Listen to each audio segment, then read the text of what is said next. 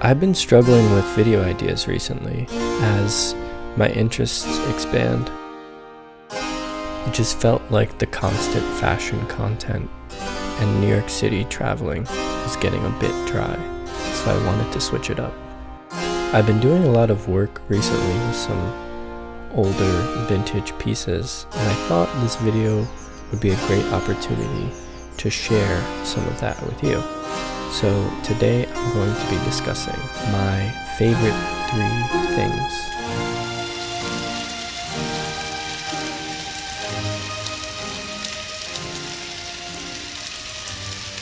It's a true privilege to be able to share with you my 1978 La Pavoni Professional. Before I get too much into the pragmatic components of why you would ever think of owning a 50-year-old vintage espresso machine, I want to take a moment just to highlight the aesthetic beauty of the La Pavoni Professional. The La Pavoni's boiler is plated in copper. The base is brass. These are materials that we just don't find on modern machines because they've gotten so expensive. The brass base is extremely heavy, more so than you would see in the machines of today. The copper boiler is incredibly heat conductive as well as just being lovely.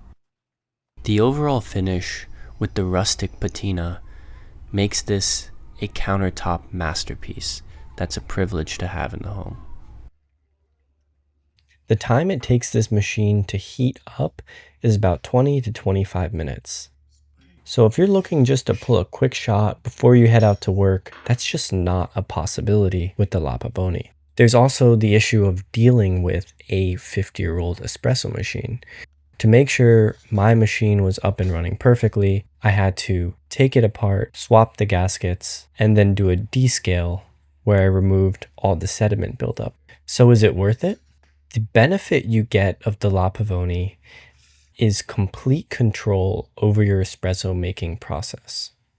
The lever handle of the machine allows you to control the pressure used to extract your espresso.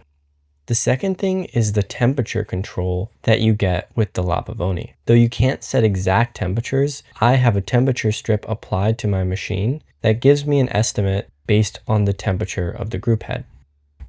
When you combine these 2 things, the pressure and the temperature, you can really have a real manual and adjustable process on how you dial your espresso shot. And while this may sound like a lot, for something I love, like coffee, it makes sense for me, and it's proved to be nothing but fun. So for me, the La Pavoni is not just aesthetic, it's actually a practical choice. I would love to make a whole video just talking about the La Pavoni. I have so much to say about this machine, but for now, it's time to move on. And I think I have another item you guys will absolutely love.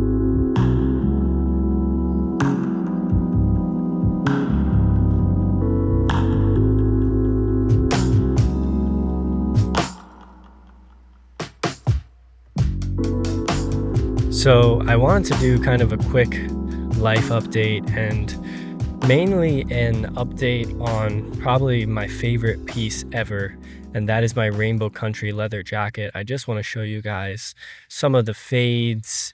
I guess I shouldn't really call it fades, but some of the break-ins, some of the new wrinkles, some of the additional texturing that has come in about 6 months of owning this jacket, and just kind of to show you what the progress looks like, what you should expect if you want to get a jacket yourself, and most importantly, just to appreciate this gorgeous garment because it's absolutely lovely. So let me take it off real quick. All right, kind of the first thing we can see very clearly is this work to the back area and just that breaking in, and that's from wearing bags on my shoulders, and it's just a really major pressure point area for this jacket.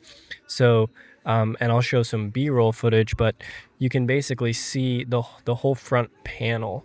It's gotten a lovely texturing from that constant stress and that constant pressure right on that shoulder area, and it's led to actually a pretty soft, buttery leather. Keep in mind, this thing was so stiff I almost couldn't move when I got it.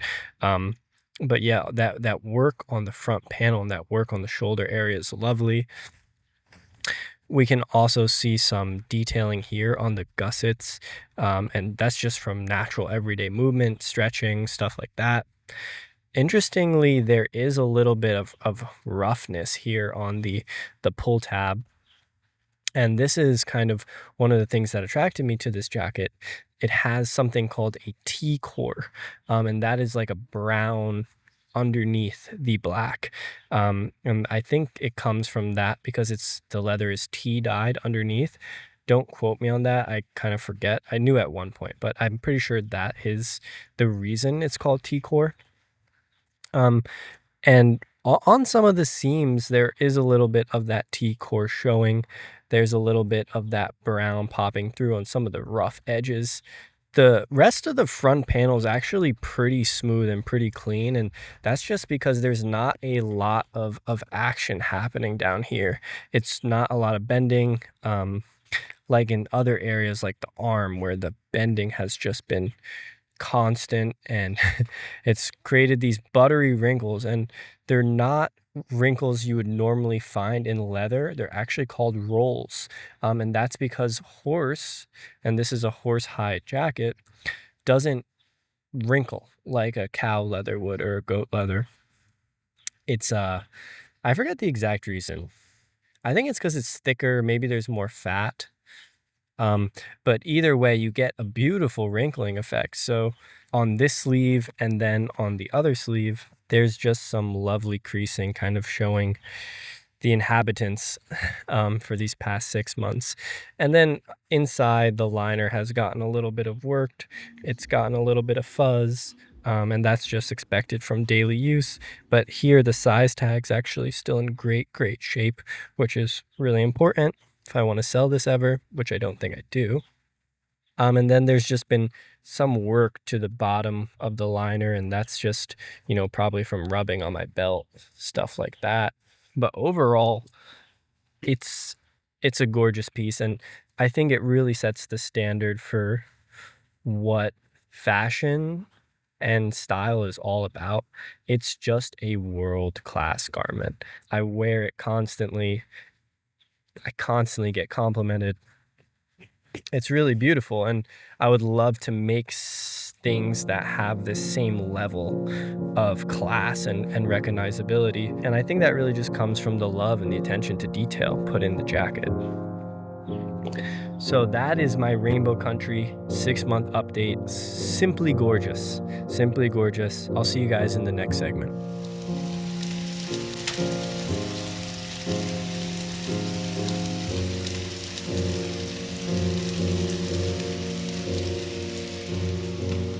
This is the Singer 401A. It is a machine that is over 65 years old. The Singer 401A is fully designed and engineered in the USA. The production of this machine began in Anderson, South Carolina, with finishings sourced from Singer's New Jersey aluminum foundry. The 401A is called the Slant-O-Matic, and that's because it has a slant needle design. This was introduced as Singer's second slanted needle model, placing the needle at an ergonomic 12-degree angle, closer to the user for improved visibility and stitch quality. One of the most beautiful things about this machine is its all-metal build.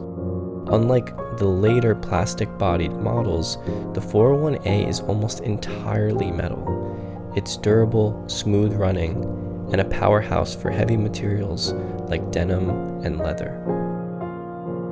My mom found this machine on a free pickups Facebook group.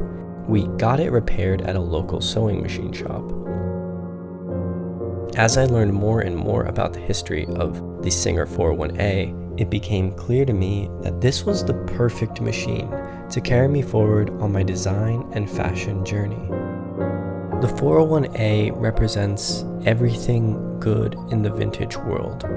Well-built, quality that is meant to last.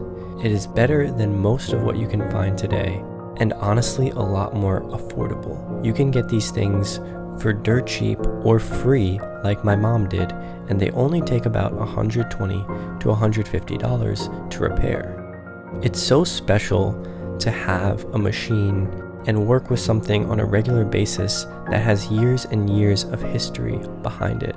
This thing is at least 3 times my own age. It has sewed things that I can probably only imagine, fabrics that I may never touch or see.